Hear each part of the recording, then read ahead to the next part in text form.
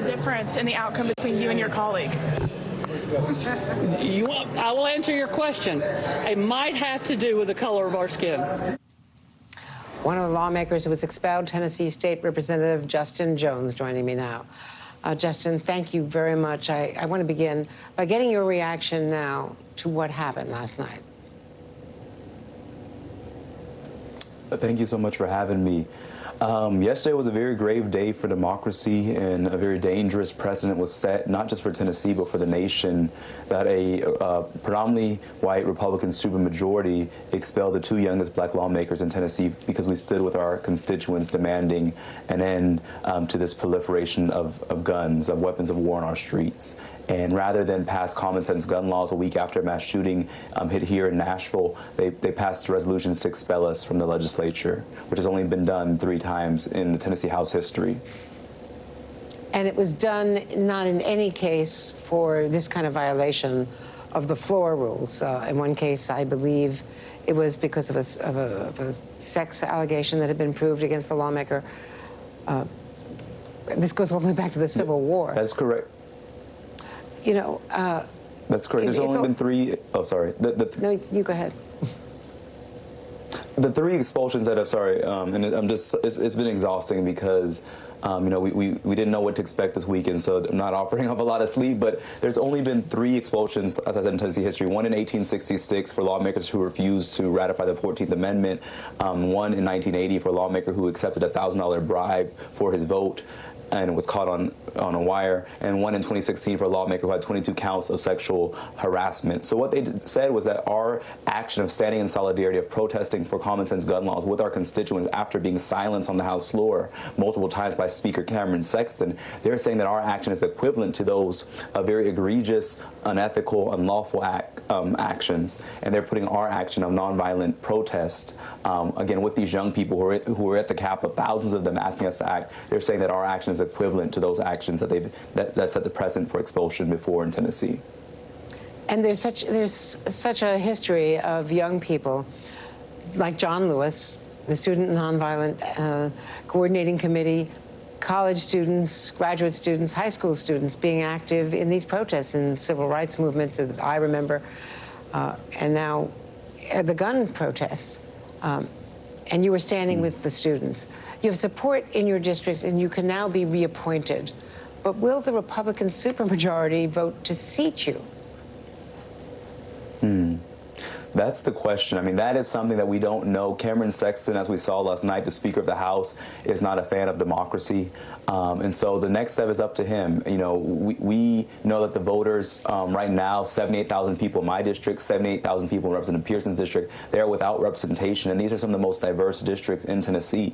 And they've been silenced. And so that's the crime that's happening, is that these young people were silenced for standing and calling for common sense gun laws after a mass shooting. They're not being heard. And now our districts are being silenced.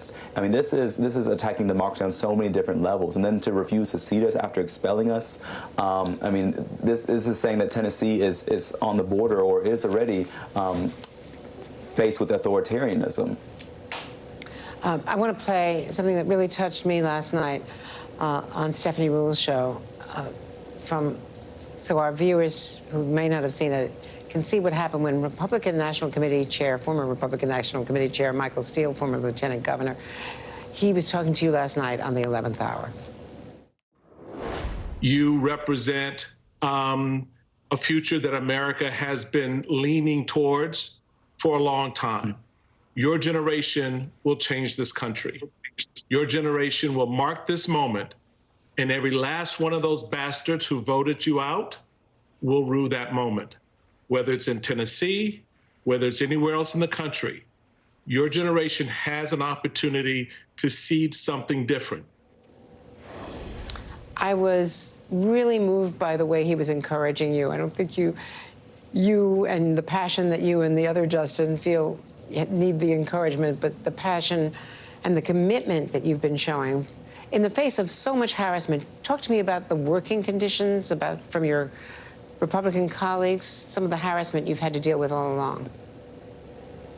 Definitely, and that moment last night was touching for me, and it was actually when I was at my office, you know, starting to pack up my things. That I did that on Zoom from my office because they told me I had to leave immediately and get my stuff and shut off my email, my access to the building, and so that's the toxic work environment that is the Tennessee legislature. To be 27 years old, to be a black lawmaker, from the day I walked in January, I was made to feel unwelcome, not able to talk on committees, had colleagues make snide remarks on elevators in committee. Belittling remarks, patronizing remarks. I mean, there's so many micro and macro aggressions working in the Tennessee Capitol. I think the nation, what they saw yesterday, a lot of people were shocked. But for us in Tennessee, that's just another day at the Tennessee legislature. The disdain, the arrogance, the hubris that the nation saw and was shocked about is how they always act. And so it is a culture that is being perpetuated by House Speaker Cameron Sexton that is not in line with our vision, which is a multiracial democracy.